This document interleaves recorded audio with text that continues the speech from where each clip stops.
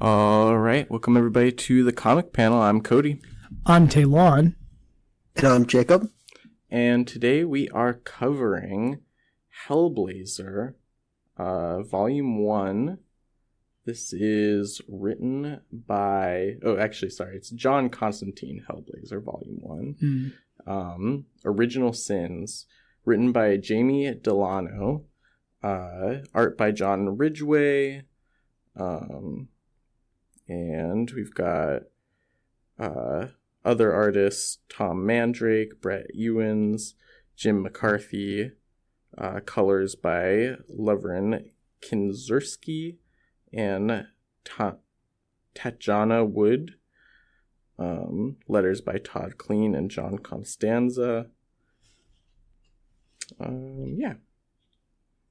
So, this is our first full delve into John Constantine. We did have an episode just recently, Books of Magic, that featured him heavily, and we've seen him in other things that we've read in the past.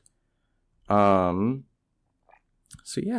of interesting to go into his first original series. And this isn't his first introduction ever. Oh, yes. No, it's not. Sorry. I was predicting your question before you asked it. He was introduced in Swamp Thing first. Ah, okay. As a supporting character. I see. Is there references to previous, adventures that he's had that... Has that been covered before in this? In issue 3 of this, I think there was something about his marshy friend or something like that, and he was like, that's a story for a different time though. Yeah. Well, there was also the people, there's the ghosts that are following him around. Yes, yeah. Yeah. I assume since this is his first, original series, those are also probably things that had happened in Swamp Thing, following him around. Speaking of this, this volume does include issues of Swamp Thing. It's issue 26 and 27. We did not cover those, though. We did not read them. Because otherwise, this is 9 issues. It was quite dense. Yeah. So not much honestly to say about the main writer and artists, Jamie Delano and John Ridgeway. They are both post-Alan Moore British Invasion writers, or writer and artist. Both have works on 2000 AD. John Ridgeway has art for various iterations of Doctor Who magazine. I did not realize he had a magazine. Yeah, it's just comics about Doctor Who, basically. Gotcha. And this is all, in the 80s. So the early Doctors, not the modern 11th Doctor and up, I think, is the modern stuff. Beats me. I think 10th, actually. 10th, yeah. Well, for some reason I want to say 9th. Mm-hmm. Yeah, okay, you might be right about that. I don't know. I get it. Because I think of David Tennant, and that's 10. That's 10? I think. But I'm not a Doctor Who. Yeah, I've never seen Doctor Who, so I don't even know. We're about to make people really mad if we keep talking about this. I'm pretty sure it was 9th. Kind of get out of my head. Okay. I think it was 9th. Okay. What, David Tennant or Christopher Eccleston? Christopher Eccleston, yeah. Nope, don't know who that is. He was in Thor: The Dark World as that forgettable villain. Oh, he was the dwarf? Oh, okay. Oh, wait, not dwarf. Elf. Dark elf. Elf, yeah. Dark elf, there you go. Yeah, Malekith. Yeah. Okay, all right. Anyway, though, so definitely, like, I feel like they have, like, very British credits, you know, things that it's like I don't recognize, and so like other people would probably be like, yeah, you know, I know this, and then I'm like, I gotta delve more into the like 80s British magazine comics, you know. Sometimes they'll have dialogue from the characters. Mm-hmm. And like at one point, John goes to America, and it's like I could tell the difference. Yeah. It has always amazed me a little bit when British writers like like they know what Americans like sound like, you know, and they're not like, you know, very like off about it. Like, you know, I've seen people that just like, you know, think like Southern draw like cowboy talk, you know, but I mean, most writers, you know, that I've seen are like, you know, a little bit more knowledgeable of what Americans actually sound like, but I'm still like, wow, you can like flip back and forth really well. I could not flip back and forth. You just need to train 5 years in London or, you know, somewhere, Glasgow, somewhere. Yeah. But these guys, they just wrote in wherever they lived in England, and occasionally Ireland and Scotland for other invasion writers and artists. But yeah, so this book, it starts out with you know, basically a demon creature has like, you know, invaded New York. Mammoth. Yeah, Mammoth. Yeah. Which I feel like I've heard that name before, but yeah, I don't know. Yeah, and so we get like basically like the opening scene is a guy, he's like, you know, a little portly, and he is, you know, just like trying to gorge himself. All he can think about is his hunger, you know, and he's like goes to a restaurant and is like ordering, you know, eating until he's like about to burst, and then he's like, you know, he's trying to eat the tablecloth and like a woman, and then he like a person. He tries to eat a person. Yeah. Tries to eat a person, and then like, you know, then he just collapses in like a pile of skin and bones. All of the food he had eaten like disappeared. Yeah. And then he disappears. Turns to dust. Does he? I think he's just on a gurney and like dead. Okay. Yeah. But I mean, you know, yeah. You get the idea. Oh, you're right. He didn't turn to dust. Yeah. And meanwhile, Constantine returns home and finds one of his friends living at his place, basically. And he is just covered in bugs. Yeah. And also, like, very strung out on drugs. And yeah, so like Constantine just has to like spray him with Raid, which I'm like, that's gonna come back as cancer. Well, I feel like there are maybe more pressing concerns about this man's health. Yeah, I guess.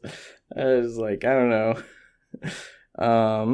Yeah, I mean, actually, I do know what the fate of that man is, but like anyway, though.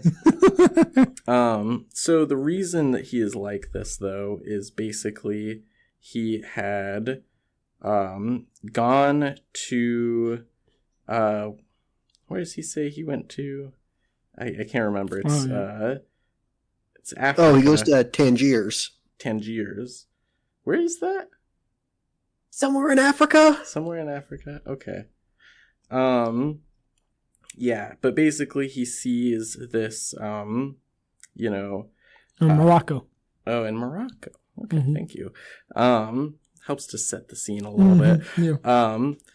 Yeah, he's walking in an alleyway and basically sees a, you know, starving, like heavily body tattooed person, you know, kicked out onto the street by like his boss, basically, and he's mute. His tongue has been taken out.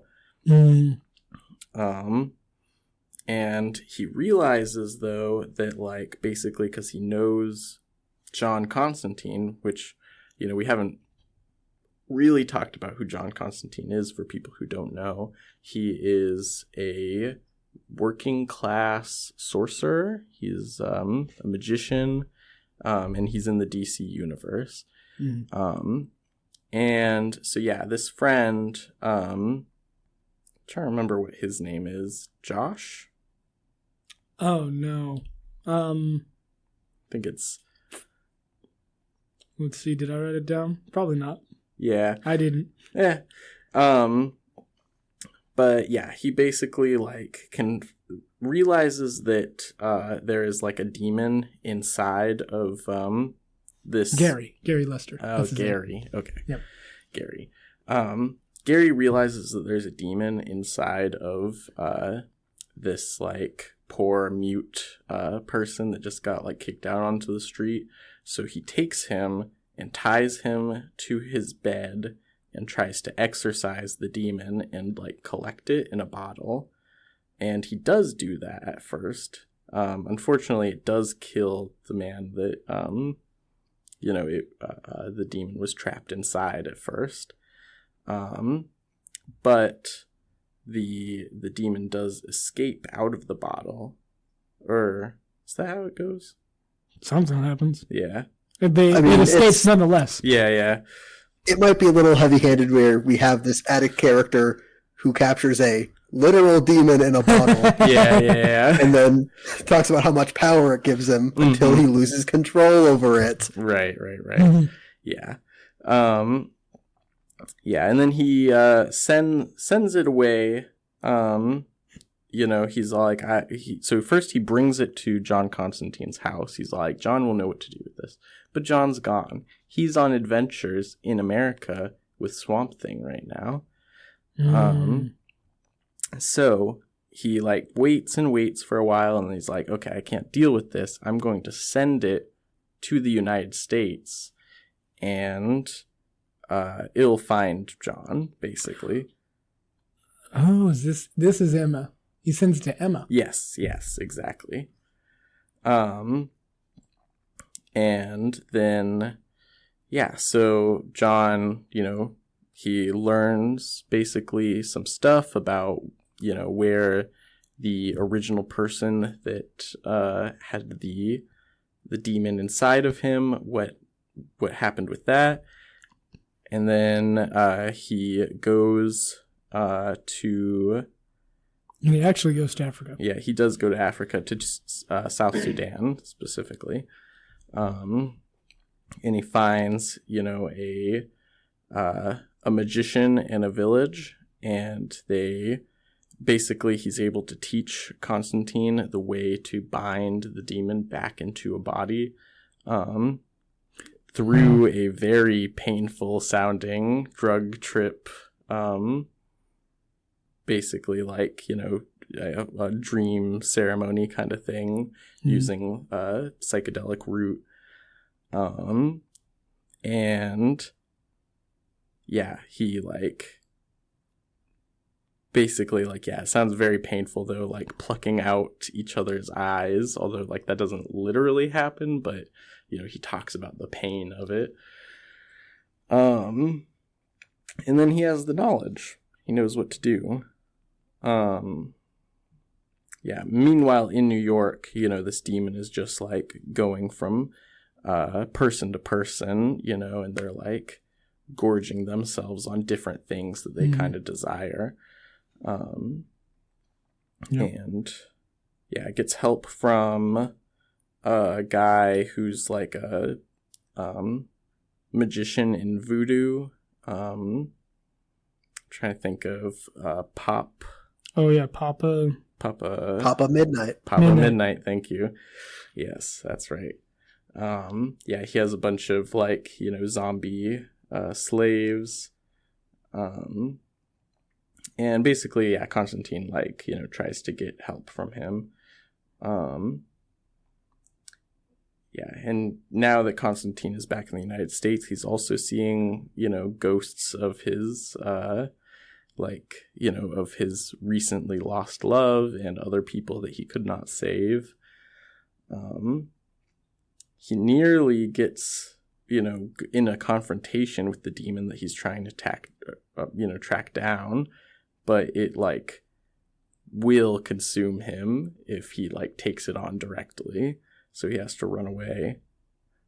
And yeah, basically the plan is to have Gary be like so heavily withdrawn from the heroin that he's addicted to that the demon is attracted to that need, because that's what it seeks into, is like people who have like intense craving and need for things. And so, yeah. Of course, Gary doesn't really know the specifics of this plan. Yes, nope. Yeah, Gary just does not. John is working with this guy to get rid of this demon that he accidentally unleashed. Yeah, exactly. Got to be locked in a cage, and he's promising too that it's all like, Papa Midnight, he can get you some heroin so you can feel normal, but you just gotta wait a little bit longer. And so yeah, then finally the bug demon comes and it totally just takes over Gary. And it almost like, with it fully inside Gary, he breaks his bonds and then, attacks John. But John is able to be all like, hey, no, we're friends. We're friends. Mr. Buddy. Yeah. Puts him in a straitjacket, before he can, kind of wake back up to the fury. And then, yeah, gives him heroin and binds he already tattooed the inscriptions on the body to bind the demon inside. And then I think that he like basically, gives him enough heroin to OD so that he just dies. Oh, dang. Yeah. I don't think so. Just because like the next couple pages are Gary down in the prison cell he used to be in, and John talks about like smoking and drinking himself while hearing the screams of Lester. Yeah. I guess I guess it could happen after he OD'd. I don't know. Yeah, I guess so. I don't know. Maybe you're right. Yeah. I'm just like... And then they just brick up the cell. Yeah. Bury their bodies, Yeah, I guess so. And yeah, and then you see Gary, crossing the street as a ghost, to meet all of the other ghosts that have been haunting John. Which I guess, so that's the end of the first 2 or 3 issues. That's like the first arc in this, and it does set the tone of like, it's not great to be a friend of John Constantine. You're not gonna live a super long happy life. Yeah. Yeah, it's... Which I guess it does accomplish that, but like, boy, does it kind of meander. Yeah, no, totally. And I mean, like, yeah, that first issue is a double-sized, so that's why it's like, it's kind of 3 issues, but it's really 2, but I gotcha. It feels like 3. Yeah. Yeah, I was not all too happy. By the end of those 2 issues, I was like, okay, we're going to try to get through this. Yeah. Yeah, no, I appreciate, this is kind of like a, a smaller thing, but I do appreciate in volumes when they have like, some sort of like cover page or other like, just a space to identify like end of the issue, beginning of new issue. Oh, and they did not do this. Yeah, no, it just runs together. Yeah. I'm like, what's the stopping point here? And the only indication they give you is that it says end on the little caption box at the bottom. Yeah, sometimes. Yeah, I guess maybe most times I just didn't notice that, but yeah. Like I think in one of them, they say the title of what the next one is going to be, and I was like, "Oh, you're finally doing that! All right, that's a little bit bigger indication." But yeah, no, it's honestly, yeah, that first arc is meandering, but also like pretty sad, like yeah, John is not a healthy, put together person at all. No, nor is he coping well with that fact. Yeah, no. He has lost some friends and lovers and is, Yeah. And he tries to cope with that by drinking. Yeah, and just distractions in general. He, like, keeping himself busy. You know, I think all through this, it's all like, well, I don't have anything to do now, so I went to this person to see if they had something for me to do. Because I just need something to do. Yeah, and so next on his things to do is he is going to investigate a string of mysterious yuppie deaths. And yuppie, for those who don't know, is young urban professional, I think. Is that not right? Yeah, I mean, essentially, yeah. I think I just kind of knew it in like a general slang term kind of thing. I didn't quite realize that it was an acronym for something. Oh, I didn't know it at all. Yeah. But that's an Urban Dictionary definition, so maybe that's incorrect. Okay, yeah. Didn't even think to look into it. But yeah, definitely a very like 80s thing. The yuppie went away after at least the year 2000, you know. Oh gotcha. I mean, it kind of still exists, but like very, like at least under a different name. Yeah. You know, like, yeah, very much like the start of like gentrification and stuff like that, you know, like, I don't know, people that would today maybe like be all about investing in Bitcoin or the stock bros. Yeah, stock bros. Yeah. That's fair. I also just assumed that it was a British thing. So I was like, oh no. Yeah, there was definitely yuppies in the United States. Gotcha. Yeah, I mean, you know, they in this arc they talk about like Thatcher, and then like, you know, in the United States it was Ronald Reagan, you know. I did like reading this because like it centers around like a demon like stock manipulation scheme. Yeah. Where like there's like a soul stock market and it's people who are like demons are goading people into selling their souls for short-term monetary benefit, and then eventually their luck turns. They end up owing their soul and they die. Yeah. Yeah. And the way that this is foiled is by John Constantine goes to the top and goes, I want to sell my soul. And the demon who is the Lord of Flatulence, not sure why, but whatever. For those who don't know, that's farting. Yeah, and burping. And burping, okay. Goes, okay, I'll sell you the market rate. I'll give you the going rate. But why do you, John Constantine, want to sell your soul? You must know something I don't. I need to sell all my shares, which leads to like a market collapse in hell. Yeah. Also, the election is going on, in which Thatcher is elected again. Yeah. Is that the Conservative Party, or is that Okay. Yeah, there's basically, instead of the Democratic Party, they have the Labor Party, and then, the Conservative Party, I think. Which are called the Tories, which I don't understand. That's right. Yeah. Don't worry about it. There's probably some historical context. Yeah. Also, this came out in 1988, in case you thought comics just got political. Yeah, this is incredibly political. Each issue has something political about it. So, I mean, you summarize that issue very well. You know, it's like, basically, soul stock market crashes. And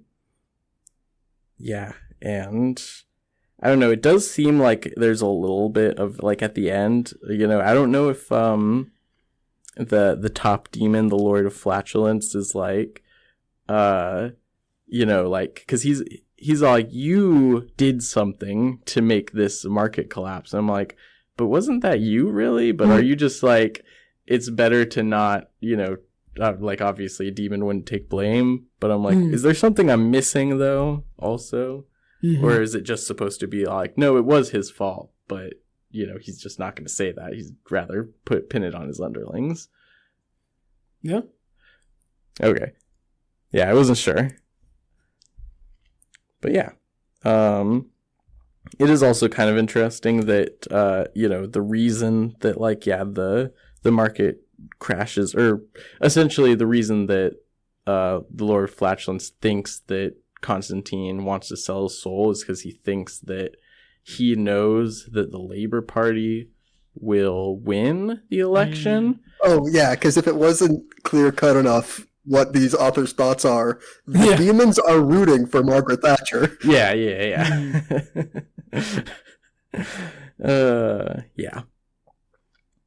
But, you know, that also, it does come out just like in the real world that Thatcher does win at the end. And yeah, and also, yeah, even more to be clear cut, the ending is all like, you know, Constantine says there's more than one road to hell, you know, and like with the previous panel being Thatcher winning, you know, so it's like, yeah, I get it. Thanks, authors. We really needed your opinion. Well, I mean, yeah, I don't know. I think that's fine. I just like, it's a little heavy-handed is all. But also some people really miss it, so like, I don't know. Hey, not a country I live in. I don't know their politics.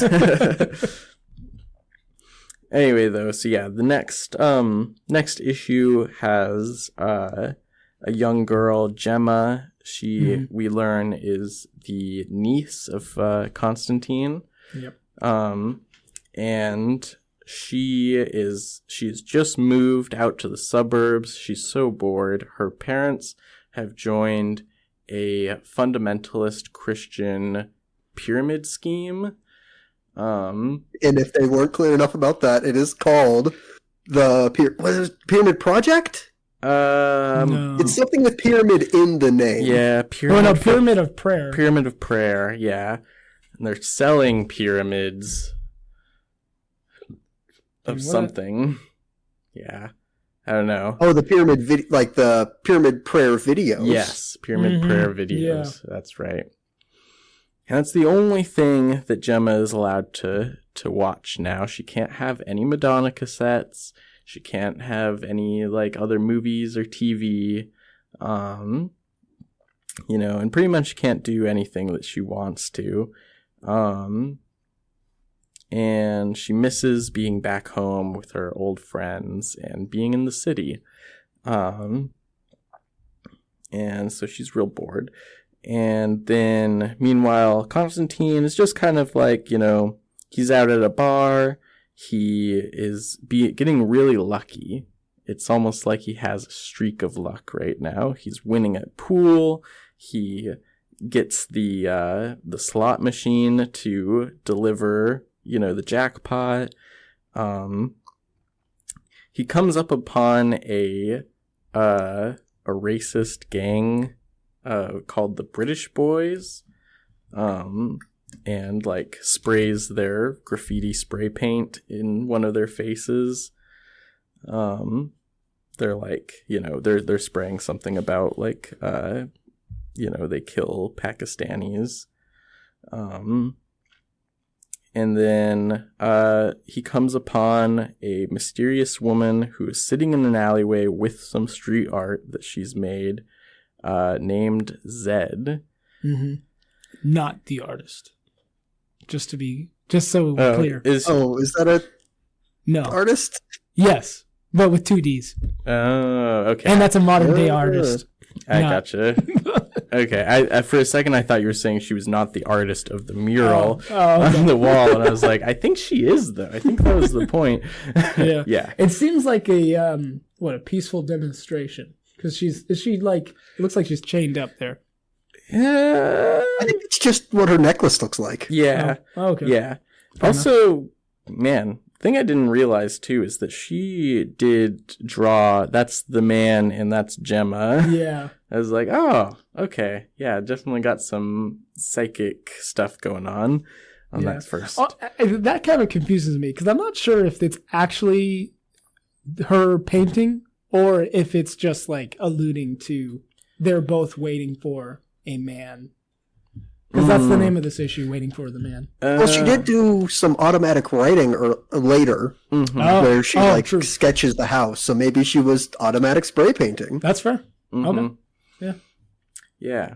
She definitely does have the spray paint cans next to her. At first I was like, well, you might be onto something if it's like just doing like kind of a like parallel image kind of thing. But yeah, I think that this is in universe, this exists, this image. That's fair. Yeah. And the religious cult is the Resurrection Crusade. Ah, yes. Yeah. Oh, okay. Yeah. Yes. So then we go back to Gemma. She's staying out late because she's mad at her parents. And, she doesn't like their new house. And then she gets greeted by these 3 older girls. Oh, slightly older girls, not like teenagers or whatever. Yeah, and she's like roughly like I'm reading 10 here. Yeah, something like that. Yeah, 10 around there. So, meet some girls, could be friends, and they talk about this house they've been living at with this man who they're all married to. They're all married. Yep. Yeah, they're all married to. Yeah. So keep in mind they're like 12. Yeah. So, not great at all. Yeah. But then we go back. John Constantine's really hitting it off with this girl that he just met. So, woman, not girl. Let's, yeah, good to clarify. Yeah. But also, he was just like, man, I'm so bored. I wonder if there's something interesting. There's always something interesting around the corner. And then he meets this girl or woman, and then they go on a date. Yeah. I mean, that's part of his string of luck, Oh, yeah. What does he say? Like, when you're on a hot streak. Yeah. Don't jump off. Yeah. But, this is Zed, which, yeah. I mean, for people who don't know, that is the way the British and Canadians and probably Australians, people of the Commonwealth, say the letter Z. Yep. Is that supposed to mean something, or is that just like... Because it's a pseudonym, isn't it? Yeah. Because she's... like an alternate name. Yeah. Yeah. Probably. I don't know. I mean, Books of Magic was all like, don't ever give your real name out, so... yeah, it's fair enough. True. So then, got back to Gemma. It's this portion of the book is really like you flip the page back to the other story, like to the A story, flip the page, B story, A story, as it goes. So a lot of cutting in between. Right. Yeah. Yeah. So Gemma is getting ready for her marriage because all the girls are like, yeah, he's going to marry you. He's going to love you. It's amazing. And so she's feeling like, oh man, it's kind of sad. I'm like kind of missing my mom and dad right now. But then for some reason, like maybe it's kind of, to me it was kind of like reading from like there's magic, but like she was quickly forgot why she was upset and was excited. She was like, oh, this is my wedding day. Like, let's go. Yeah. And so they get her all dolled up, ready for the wedding. And then we cut to John, and he's with his sister, who is married to a man who's part of the religious cult, and so they're both kind of apart. But she's kind of like she's not fully on board, I guess. Yeah, I mean, it's like they haven't like fully sunk the claws in, so to say. It's like she's not committed, but not committed enough to like break up the family. Yeah. And so John goes to her to in order to find Gemma. They use some kind of magic to find her by using an object that's really close to Gemma.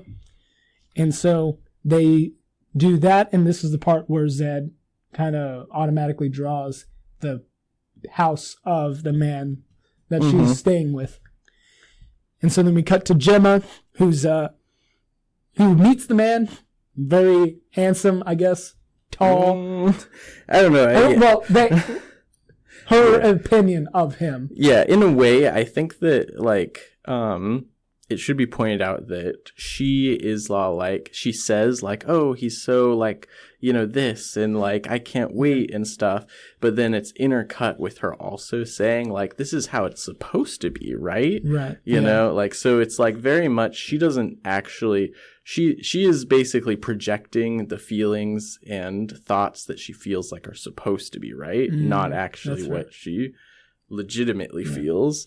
Because also, at the same time, this house is, like, really dirty, really nasty. Yeah. And she's kind of like, oh, I don't know. But I don't want to, like, offend you or anything, so I'm going to, like, be okay. Like, you know. Yeah. And then Constantine has to, like, you know, get the help from a local boy who's, like, you know, he basically is like, have you seen this house? And he's like, yeah, it's haunted, though. You know? Yeah. So they go there. And then this guy is part of... Wait, he's praying to some deity. Yeah. To Satan, basically, you know. And this is like part of the wedding ceremony. And then part of the wedding ceremony, they tie the knot, which is more like a noose. Yeah. So, yeah, the wedding ring is around the neck. Those three girls actually dead the whole time. Yeah. And this is also where we learn John is no good in a fight. Yeah. Which I kind of like. I like him more as like a spiritual detective than like a spiritual Batman. You know what I mean? Yeah. Right. That's fair. Yeah, I get you in that respect. Yeah. But Zed, she got it. Yeah. Hit him with the bottle. Yeah, I mean, down. She did get the element of surprise, but yeah. Also, it kind of looked like she didn't get him right away, so she like, all right, one more time. Yeah. No, I mean, they had just come on the body of, like, three children. So, like, very, like, adrenaline, like, you know, this guy is bad and I'm going to beat him up for this, you know? Yeah. And then turns out this guy has Damnation Army. What? Carved into him? Or is that a shirt? Yeah, it's a brand? Yeah. It looks like that. I mean, it does look, I don't know, this is more of like an art, like, quibble, not really a problem, but it's like, it looks like it's just a tattoo. And then they say it's like self-mutilation, and it's like, oh, yeah. So I guess it's not a tattoo, but that doesn't really come across. Yeah. But yeah, so they get Gemma out of there. Then the Resurrection Crusade comes in and burns the house down. Yeah. Poor parents that, you know, don't get any resolution for their children. Yeah. Yeah, and then, you know, Constantine and Zed check into a hotel together, but Constantine can tell that Zed is, you know, still hiding something. Like, he asks her if she has run into the Resurrection Crusade before, and she's like, no, and I hope I don't again, you know, but it's like, I think you have, or, you know, you're definitely hiding something from me. It's like he says, people who are afraid of the truth are terrible liars. Or people who aren't afraid of the truth. Yeah.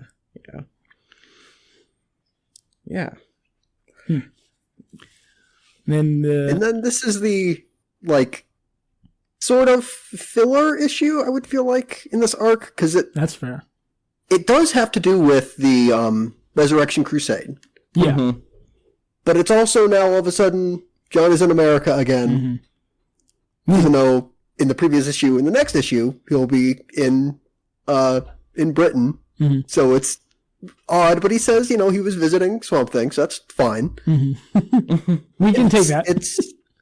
It's about, there's this Vietnam veteran who is the only person of his, I think, platoon to have gotten back from Vietnam in this town. And then new highway came through, basically killing the town.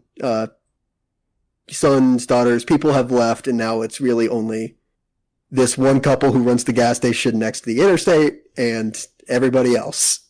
And they're all praying that because they were declared missing in action. They weren't killed. So there's still a chance and a hope that they might come home one day. And that is what the Resurrection Crusade is asking them to pay money for, so they can move up the pyramid of prayer so that Really their prayer bad. will come true. Really bad. It does, but in a bad way. Yeah. Yeah. And so what happens is ghosts, they're reanimated, and they think they're in the Kwai Ji. I can't remember. They think they're in Vietnam. And so they gather up all the old townsfolk. The townsfolk is like, you're our sons. But they are like, no, you are the enemy. You are the Vietnamese. Like, we're going to. And part of that altercation is the platoon leader's wife is part of that. And, he thinks that she is one of the Vietnamese, and he ends up doing something he should not with her, and then ends up killing her. And John is just there watching. Doesn't really do anything. He's like, hey, don't want to get in the way of a domestic dispute.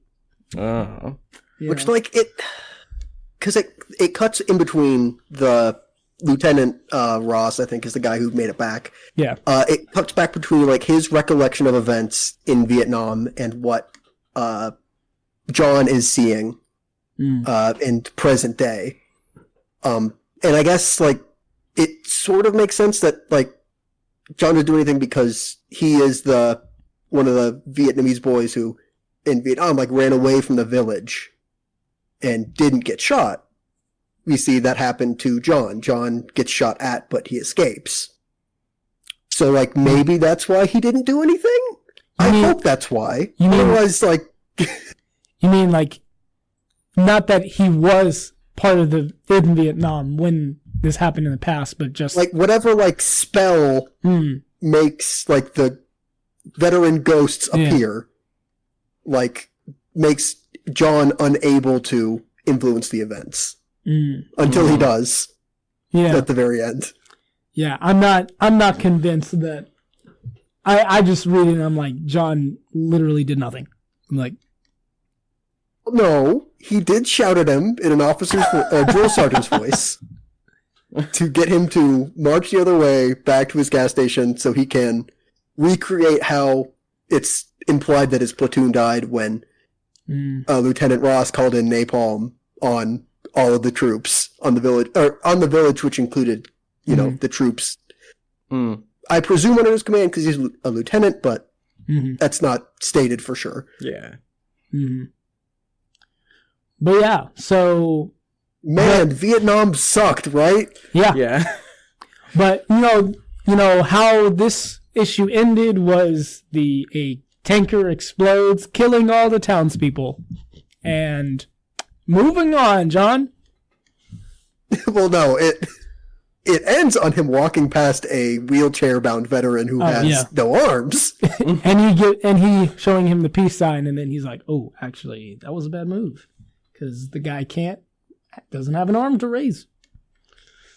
Yeah, and also seeing the gun store and then a video store that has films that show how it really was Platoon, Full Metal Jacket.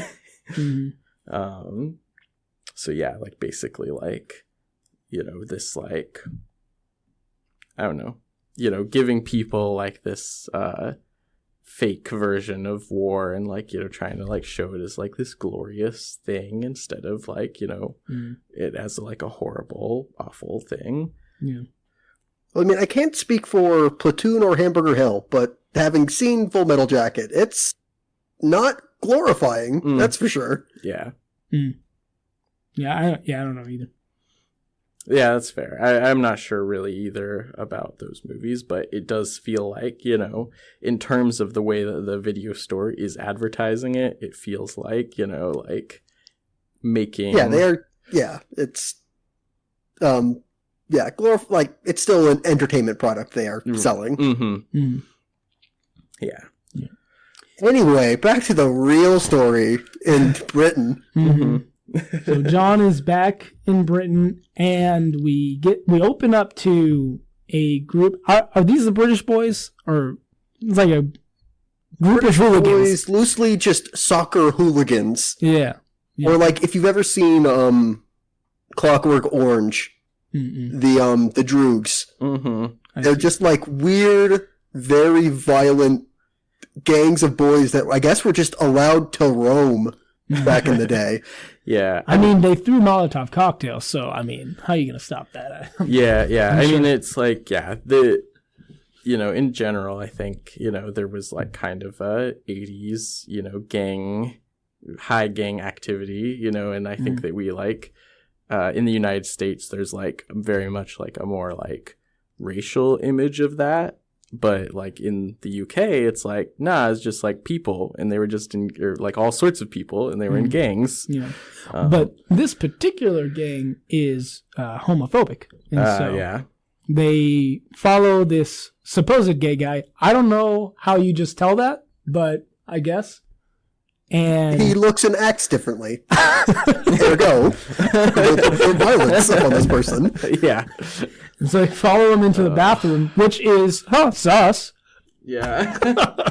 But turns out this guy is actually a demon. And chews him up.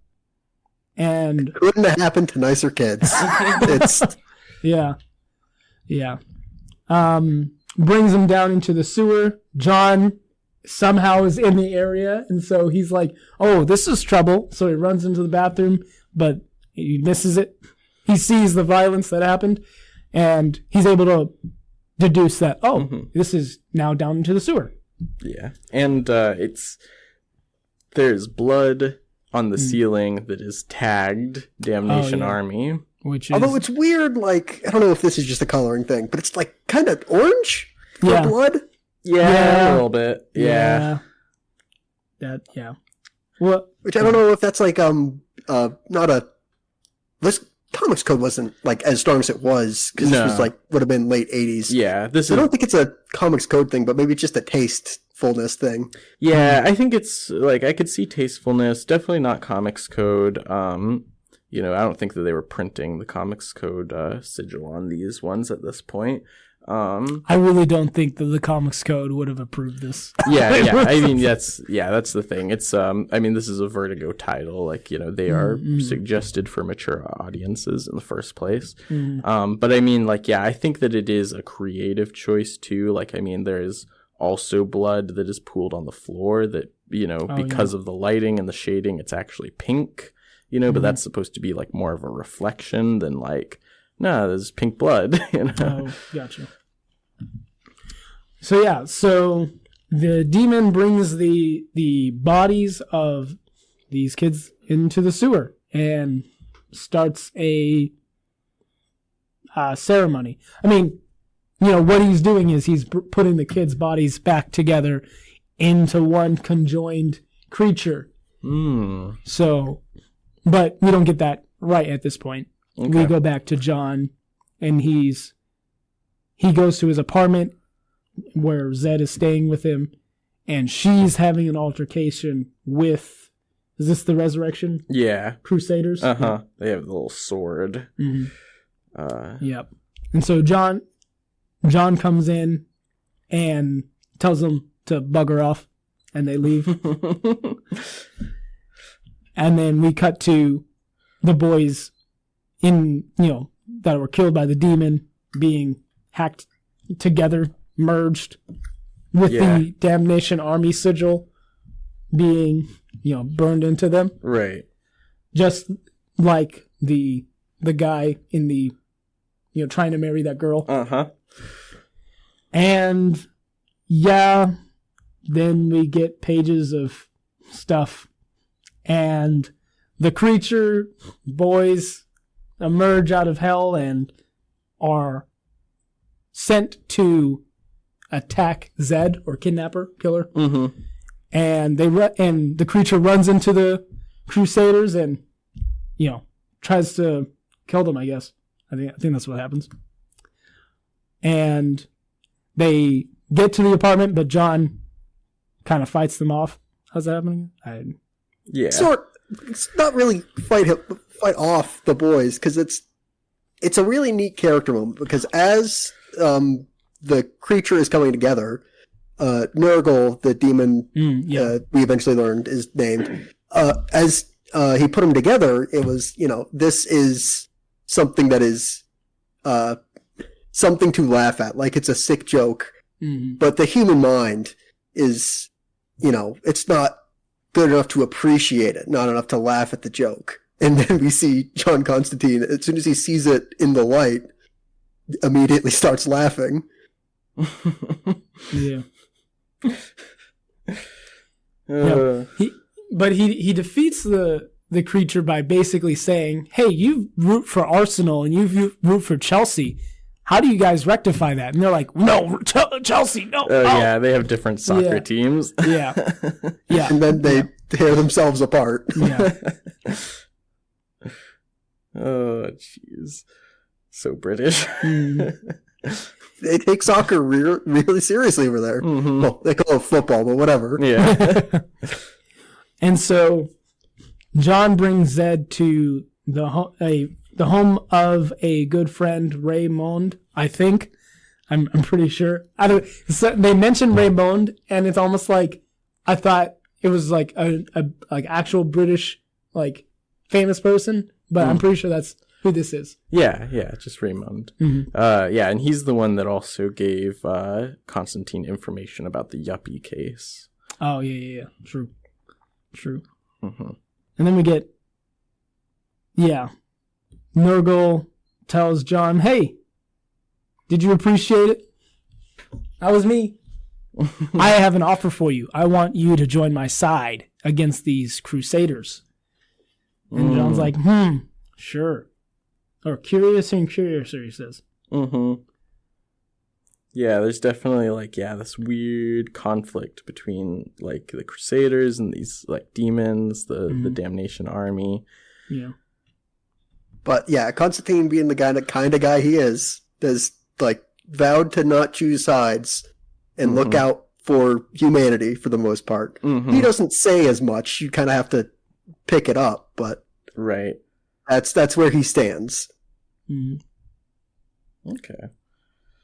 Yeah. This next issue, he goes to weird dream sequence.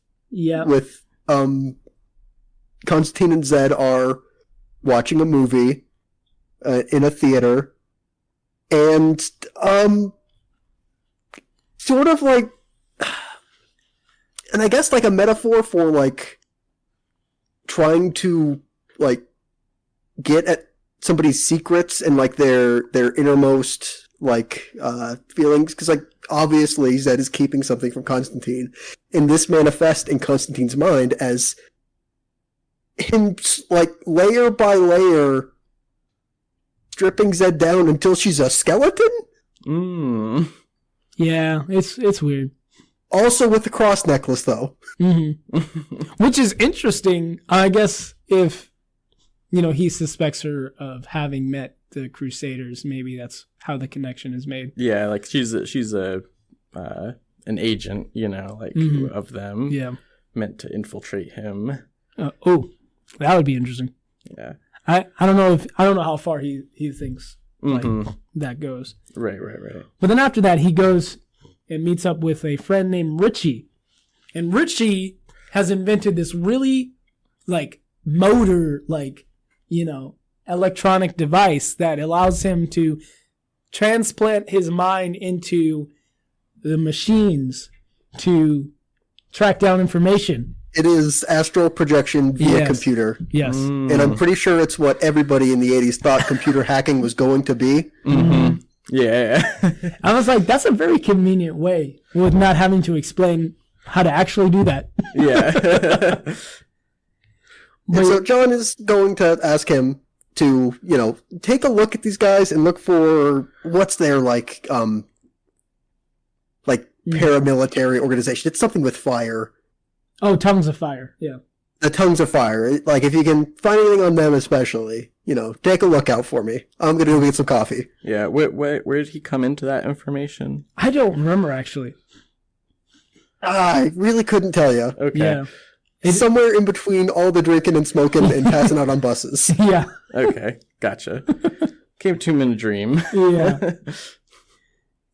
And we get this sequence where Ray is talking with Zed. Turns out Ray... Is this where it happens? Oh, yeah. Ray has a lover who is away. Well, had. Oh, okay. Oh, yeah, I guess I don't say as much, but I mean, I'm assuming military veteran in the Falklands War with the black frame usually doesn't mean alive and doing great. Yeah, fair. And no, okay. And then the Crusaders that were at Constantine and Zed's apartment find her again, and they hassle Ray, kidnap her. Oh, and her father is there. So they do more than hassle Ray. They beat him to death. Oh. Or at least he dies as a result. Maybe they didn't, kill him that second, but they definitely didn't, call an ambulance to help him. Gotcha. Yeah. Okay. So they kill him. Because they're not, they've tried the nice approach. Now they're not taking no for an answer. Mm-hmm. Zed has to come back. Yeah. Yeah. Which we learn why later. Mm-hmm. And so then more sequence of Richie being like, oh, technology is amazing. I can do all these things with my mind. And then his body gets burnt up in the real world, and with his conscience left behind in the machines. Almost like a spirit in the cogs or something. A ghost in the shell. Yeah, something like that. Yeah. I don't know. And so, yet another friend of Constantine that meets a grisly, unfortunate end directly as a result of John. Now, I will say, his conscience was alive and well, if you could say that, in the machines.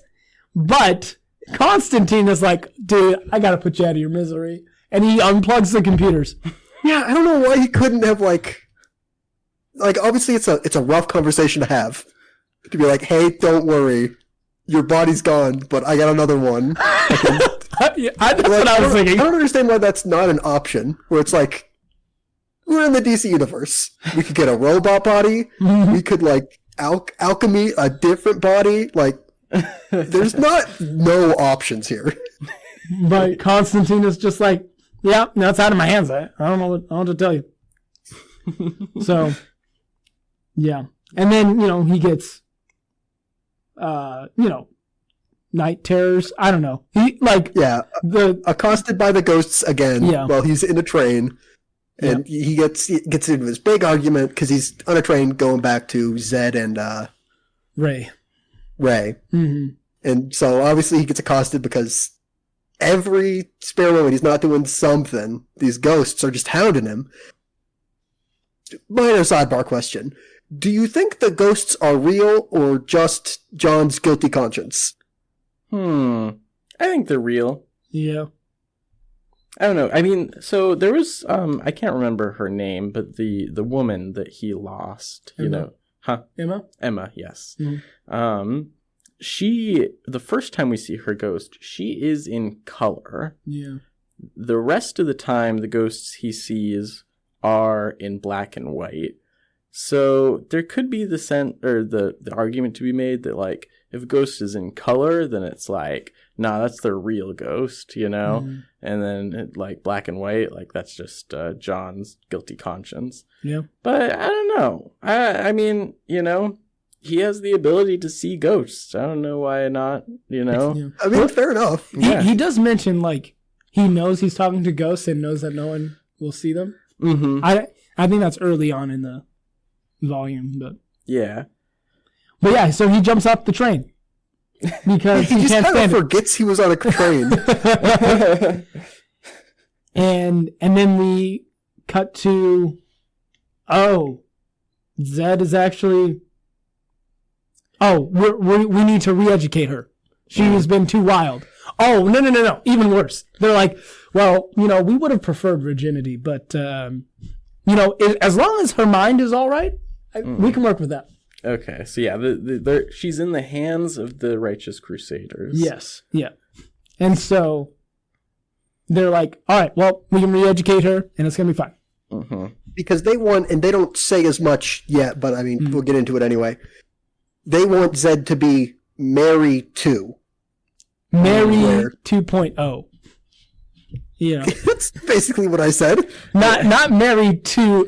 I just wanted to clarify. Okay, yeah. Anyway, that's like the Virgin Mary. Yeah, the Virgin Mary of the Bible. Yeah. Bring about Jesus again. Mm-hmm. Okay. Yeah, for a second, it's the first Mary I thought of was, or biblical Mary was Mary Magdalene, and I was like, wait, but I think like the whole point was she was not a virgin, though. Okay, I guess it could have been more clear, but birth to new savior. Mm-hmm. But knowing like about this group, I can't imagine that would like have gone well. Yeah. Yeah. But then we get John's like very guilty conscience manifesting itself as him in solitary in prison getting tortured, and then he wakes up out of that dream into like a different dream where he's getting electroconvulsive therapy I didn't realize because of something that happened in Newcastle with a little girl. Yeah. That was the Newcastle was the what I was asking about earlier of were there things that he did before this issue. The Newcastle team was made up of Gary Lester and Richie, and then the one other guy who was already dead by this issue, or by the start of this volume. Yeah.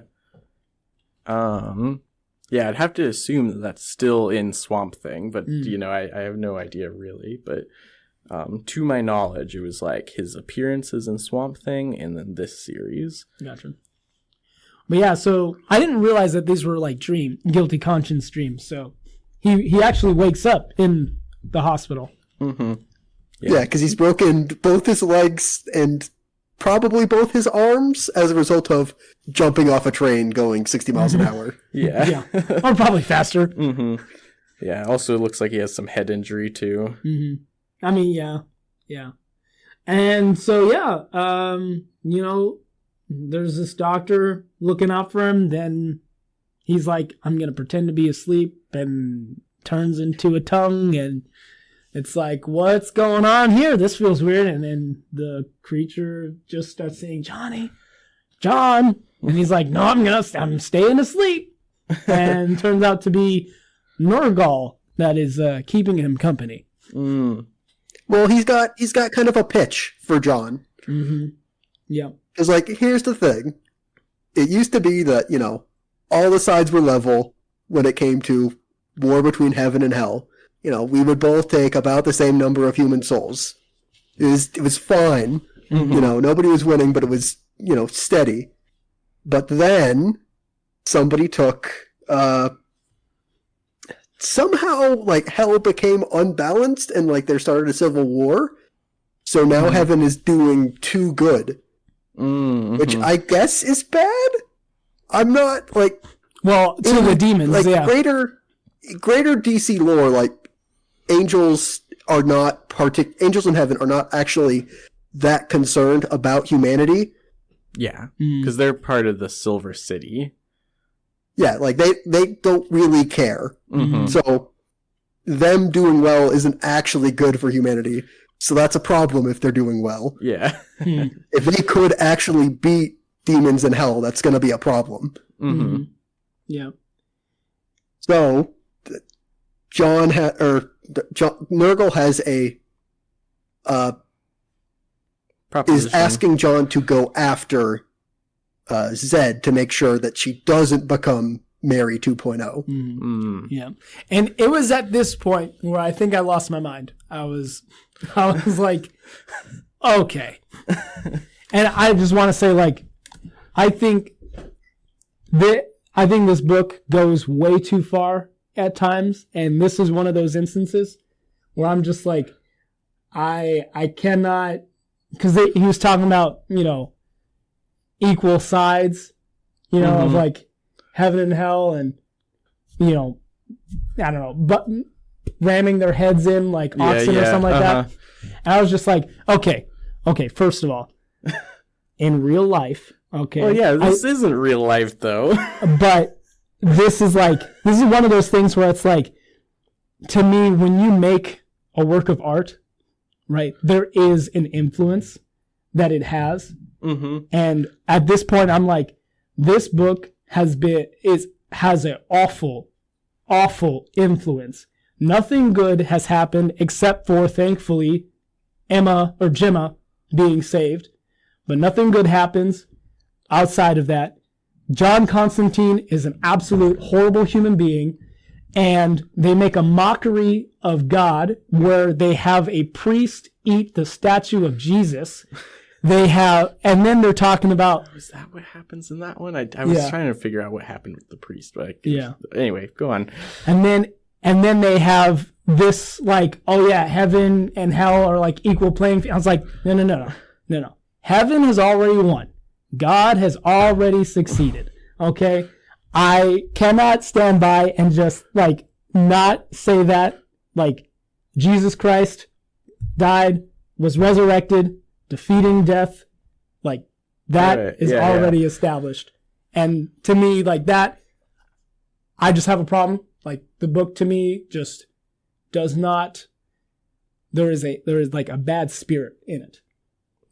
And so I don't know. I mean, okay, fair enough. I mean, that if that's how you feel about it, but I mean, like, something that, like, you know, I am gonna jump off of is that, like, you know, I think that I've seen a lot of, like, discourse of, like, you know, basically, things being bad because there's no, like, good in the characters or, like, good things happening. And it's like, no, this is still, like, worthwhile, you know, because you're not supposed to, like, look up to John. You know, he is a bad character, you know, and, like, yeah, he's the protagonist, but he's not a good guy. Yeah. Like, he does good things, but usually just out of, like, either feeling of requirement or because it will benefit him. Yeah. You know, so yeah, it's like, that doesn't mean, like, you know, you have to be able to read this with, you know, just an element of just basic media literacy, you know, like, this is a story with, like, you know.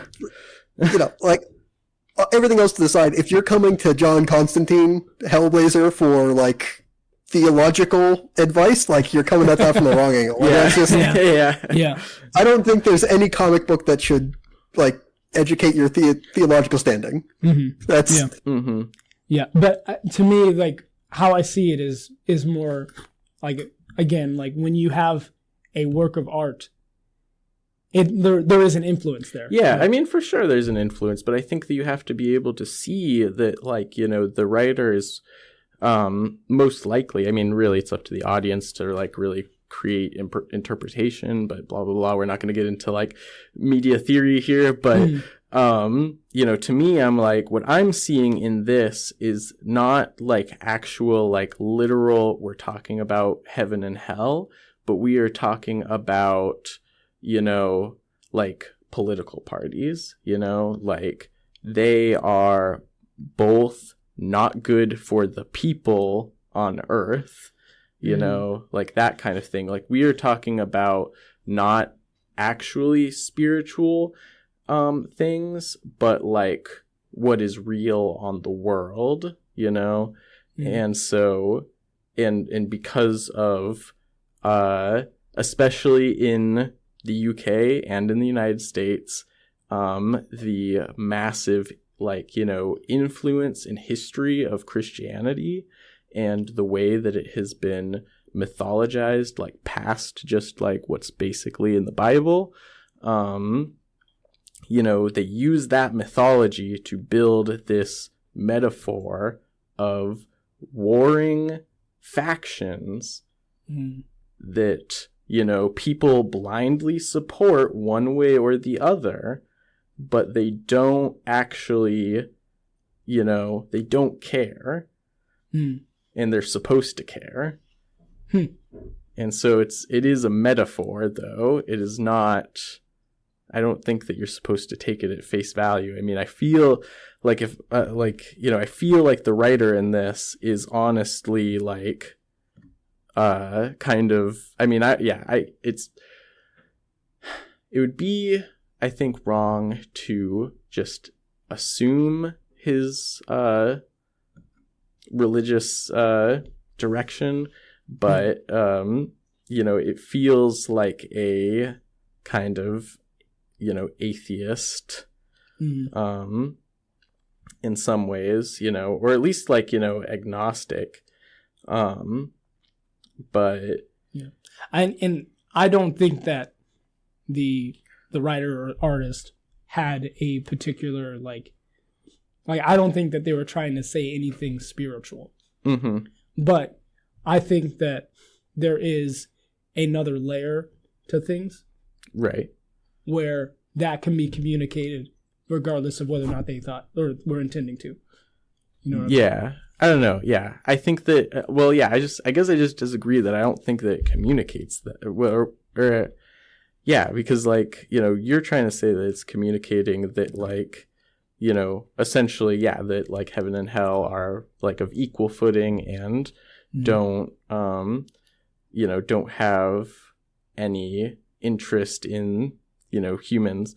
And the thing is that like, you know, you have to go into this like with the knowledge that things work different in this world, you know?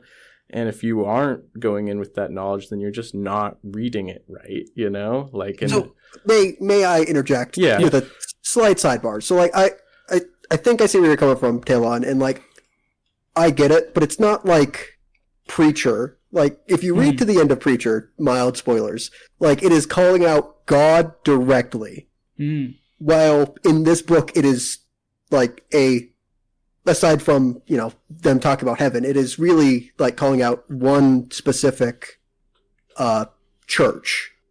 And, you know, they are a what's it called? A prosperity gospel kind of prosperity gospel fundamentalist group. And obviously, like, if you are a part of that and read this, like, I can see how you may feel personally attacked at that. But like, since it's a little more narrow, like, I don't think John Constantine is like calling out God in this book. Well, I mean, he does say, you know, God is part of the reason that this is happening. Yeah, but it's not God coming down and saying all of this stuff. Send me $10 so your prayer gets answered. Yeah, that's fair. That's fair. No, I do see your point. Yeah. But yeah, anyway, as a jumping off point to get back to the story, although very lively debate, you guys, good job. John agrees to, by the solstice, make sure that we're not going to have Mary 2.0. So give me your demon blood so I'm not broken in half anymore, like Bane just got done with me. And then, you know, let me go on my way. Yeah. This is what Books of Magic was referencing when he said, "Don't bite me. You have no idea what's in me." Yeah. I don't actually know that's true, but this is just some demon blood in him though. Yeah. Yeah. And then the next issue, it's John's birthday. Yeah. He's 35, I think. Yeah, 35. Oof. Yeah. Yeah, and he's just, okay, so is this Mad Hetty? To me, I thought that was like, maybe it's just another English hobo, not specifically Mad Hetty. Where do you see her in? Mad Hetty, she's a reoccurring character in Vertigo DC. Yeah, that might be her. Yeah. She's Yeah, she is very, very old. She appears in Sandman. Okay. Yeah. Like, I say very, very old. She is functionally immortal. Okay, it's starting to ring a very dusty bell. Yes. But okay. Yeah. And yeah, she just like, kind of keeps her head down, but like, kind of knows the magical gossip and stuff like that. And she lives on the streets. Yeah. But yeah, so John goes to the bar, gets too drunk, gets kicked out. And I don't know, he's just walking around a construction site being knocked down. And he's chased by guilty apparitions. Like a cloth chases after him. Well, yeah, it's the ghosts. He's like being talked to by the ghosts of his past, as well as being chased by some sort of phantasm. Yeah. But only from cloth. Yeah. And the point that they're trying to get across to John is that he can save Mary or Zed. Okay. Gotcha. Like he can do something. There's no sense in wallowing. But then, yeah, I think one of the ghosts is himself. Yeah, that's what I thought. Which is why I kind of was leaning towards guilty conscience and not real ghosts. Yeah. Yeah. Could be. Maybe they're all the same thing. Yeah.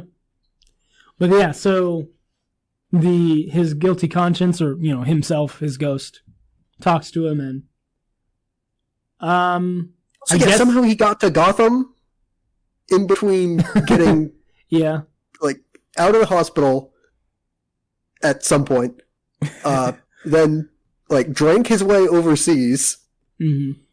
To get guilt-tripped on his birthday by a ghost of himself, to then have to travel back to Britain, where the cops might be after him because he's been linked to 2 deaths at this point. Oh, jeez. But not actually, though, because they don't really seem to care. They just give him a box of cigarettes and tell him to, travel safe. Yeah. Okay. Oh, is that what he dropped at the airport? The box. Oh, okay. It's a box of, I don't know if they're cigar or cigarettes, but... I see. Yeah. And so he goes to visit Zed. Zed remembers him. She's kind of like, oh yeah, no, this is my life now. Here at the Crusaders. I'm gonna give birth and that's what's gonna happen. That's that re-education. Yeah. It worked. As far as cults go, really good re-education. Yeah. But not don't get me wrong, not actually good to get re-educated, but it's very effective. Very effective. Yeah. But then John shows up and is like, hey, I'm a, edgy teenage boy. You're like that repressed girl. Like, hey, you want to get together? And she's like, okay, yeah. They meet in between a tree. And they do the deed, and he feels horrible about what he did, because what he did was, his demon blood canceled out the angel blood in her, and she now is not going to give birth to a Jesus. Yeah. No, okay, yeah. The exact words are, no angel would ever come where I'd spilled a poisoned seed. Yeah. Which, I don't really like the phrasing on that, but okay. Nope. Yeah, okay. Interesting. And so that's how he does what Nurgle wanted. And then he gets visited by Swamp Thing. Right. Is that actually the end of... Is this a new issue? Yeah. The issue of Swamp Thing? Yeah. Okay. So yeah, we didn't cover those. But yeah, okay. Yeah, it's still going to be a problem. The Damnation Army and the, I don't know why, Resurrection Crusade. Yeah. They're not going to stop. There's still a problem. So now we got something, and that's where the Hellblazer run stops. Yeah. Wait, but our coverage stops. Our coverage of it yes, stops. Yes, yeah. Right, yeah, it does. It is a long-running series. It goes for 40 issues under this writer with, there's 3 issues in between that he doesn't write. out of 40, and then it continues on with other writers after that too. And I think that this single series it goes into the 2000s, right? Yes, I think so. I mean, it's kind of like one of those things, like it might have gotten relaunched at some point, but then it's like legacy numbering and stuff like that. Gotcha. So yeah. But apparently Swamp Thing emerges from a plant, and he looks very not green. Well, no, it's from the cigarettes. Yeah. Because is that what that is? Which is why John picks some tobacco off him and rolls up a cigarette for himself. Okay. I see. This makes sense. Well, I mean, it doesn't, but it does. Yeah. Yeah, I thought something was living plants, but I don't know. Yeah. I'm not a Swamp Thing expert. Sue me. Yeah. I don't think anybody is necessarily going to sue you. Oh no, I meant Swamp Thing expert, but at least in this time of writing. I got you. Yeah. But yeah, though. So, what did you think of this overall, Jake? Oh, it was long. I kind of regret saying, "Hey, let's do 9 issues," but yeah. I'm also kind of glad, because if we had stopped at 6, we wouldn't really know a lot about the Resurrection Crusade, or when we did Doctor Strange, we had only just gotten introduced to the big bads for that run, which seemed to be empirical, and they had just met Doctor Strange. So I'm glad we got a little bit more play and interaction between them. Right. So glad, but it was a lot to read in a week. Yeah, definitely. I did not get through all 9 issues, and I did like this, though. I think that is just so dense. It kind of reminds me a little bit of Claremont X-Men. This has a lot of narration, a lot of fanciful prose writing. Yeah. So, and that doesn't necessarily make it bad, but it's I could have read this over 2 weeks, maybe even 3 weeks. Yeah. Just to really, break it down a little bit more and digest it. Yeah. I didn't actually think that the caption, I feel if you have a lot of captions, it's very much like a tell, don't, and not show. But I didn't really feel that way with this. Yeah, I mean, this is definitely going for a detective novel kind of internal narration, but it's a lot. So it's it's not like the superhero comics, I don't trust my artist kind of and then he kicked the bad guy and then it shows him kicking the bad guy. It's no, you're giving what Constantine is feeling in this moment as you would in a novel, while showing what he's doing. But yeah. So, I don't know. It does work, but it is a lot. And yeah, I feel in some ways, there is ways to show what somebody is feeling through their actions or through their dialogue more than just heavy amounts of narration.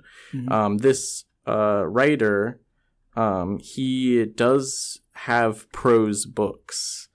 So he's not exclusively a comics writer. Although I wouldn't say that he is preferred one or the other, but he does do both. Gotcha. So yeah, that's I am interested to finish this volume. I did like the art a lot. It was, the thing about it was there's it's it is that late 80s, early 90s Vertigo style, it feels like Sandman, You know, it feels like, you know, probably a bunch of their other series that they were doing. I got a lot of like shadows cross-hatching. Yeah. Very lots of shadowing, lots of like you said, hatch. Yeah. Like, yeah, lots of that kind of shading. Yeah, and so in that way, it's like, oh, well, it's like, you know, it's not very original, but it's also like, I like it, though. I like that style. You know, I don't know who originated it, who's copying who, or, you know, if it's just a big pool of, like, different people, like, you know, taking different techniques and stuff like that. That's nice. There's definitely, like, some great, you know, great shots of like close up and, you know, just like almost that like you know, when cartoons like take a frame that is like painted instead of just drawn, so it's like extra grotesque. Yeah. You know, it's there's a few things like that where it's just all like yeah. Yeah, it got rough. Yeah. Yeah, for me, I was just like, I did not like it. I was like, and I think particularly with those grotesque stuff, just being a part of what I felt about the book in general, it was like, oh, that's even more reason I don't like it. It was like too grotesque. And so. Interesting. Yeah. I think that, one thing for me was that, like, you know, we mentioned it like earlier on, but some of the, you know, messaging was a little bit heavy-handed for me. We talked about like the demon in a bottle, you know, and stuff like that. But also, I don't know, I did, you know, I think that a lot of times, particularly in big two comics, I'll say, you know, because this isn't quite a superhero comic, you know, the messaging, I guess, or not messaging, but the metaphor about like, you know, power and like, you know, what they're trying to say about it can be very muddled and not very like thought through in a way that like kind of takes away from the story, where you're like, I don't know, it felt like you were trying to say something, but now there's like this thing that kind of contradicts the thing that felt like you were trying to say, you know, you're not, you know, so this does feel at least like it's well thought through, even if it is heavy-handed at times. Gotcha. But yeah. So yeah, that's kind of my general thoughts about it. I liked, you know, it's interesting that as you go further on, there's a more like connected story arc. One thing that I noticed about this is that it's like very of a time, like of all the things that we read for this theme, our magic books theme, which I haven't actually mentioned today on this episode, I kind of forgot, but yeah, this is part of our series on comic books that focus on magic. Final episode in it. So this one, though, all of the others have been like very what I would call written for the trade. You know, they're written for the collected edition. They're meant to be read all together. These ones are much more episodic, you know. There is a longer arc towards the end of it, but it's still like, yeah, you could just kind of jump in, you know, and you get the gist. That's fair. So yeah, that was kind of interesting. Different.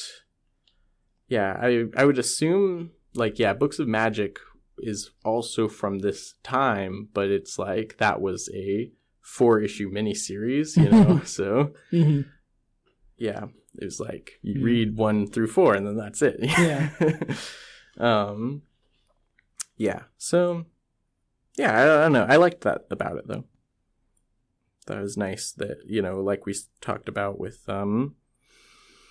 Doctor Strange, you know, it was a little bit like could have been more concise, you know, and it was like it's leading up to this thing.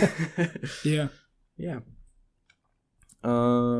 Yeah, is there any other thoughts about this? You know, this is our first time reading John Constantine as his own character. Yeah, I would be interested in seeing like how they further depict him, because when I started in the beginning, I was like, this feels like a very different John Constantine than I've interacted with before.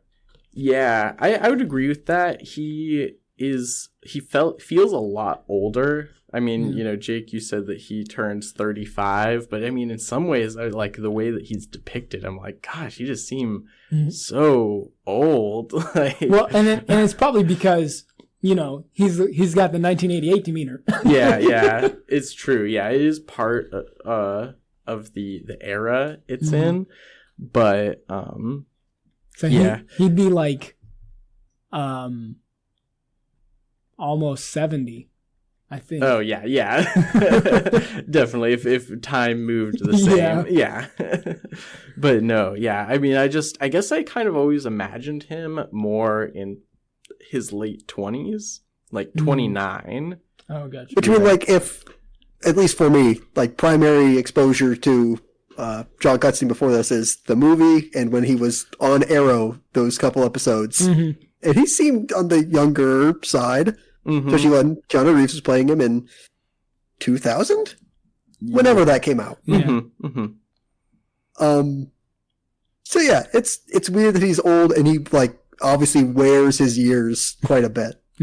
Especially in his behavior. Yeah. But I mean, I think this is my favorite version of Constantine, which is like is weird. Oh, the comic podcast likes the comic version the best. But, like I said earlier, like I like that he's like bad in a fight and he has to kind of like outwit or outsmart and sometimes take bad deals so he can keep doing stuff. Yeah, I agree with that. I feel like I've read some modern comics with Constantine in it, and I'm like, I think that I don't know, in some ways it's like I think that there's two different versions of the character, you know, that are both good. You know, in some ways it's like that, like post New 52, like the edges are a little bit sanded off, you know. But, you know, so like that's like it's a more of a fun story, you know, because of that. But, you know, on the other hand, this is a very gritty, the edges are not sanded off story, and that's good too, you know. So yeah, I think that really I just wish that I had more time with this to really create more of a opinion. I feel like I'm still a little bit like, you know, like anything that I say is a little bit too soon. But for the most part, I will say that I like this. I don't think that it's going to be like a week later I'm like, actually, no, that was bad. That was bad. Like, no, it was good. I liked it. But yeah. All right. I think that that's all the time that we have. Thank you, everybody out there, for listening on KSUA. Be sure to check us out on our podcast. It's The Comic Panel on Spotify, Apple, Podbean, anywhere that you get your podcasts. Reach out, and we are on social media too. So check us out there on Twitter or X. And we'll see you next time. Thanks for listening. I'm Cody. I'm Taylon. And I'm Jacob. And we'll see you next time. Thank you.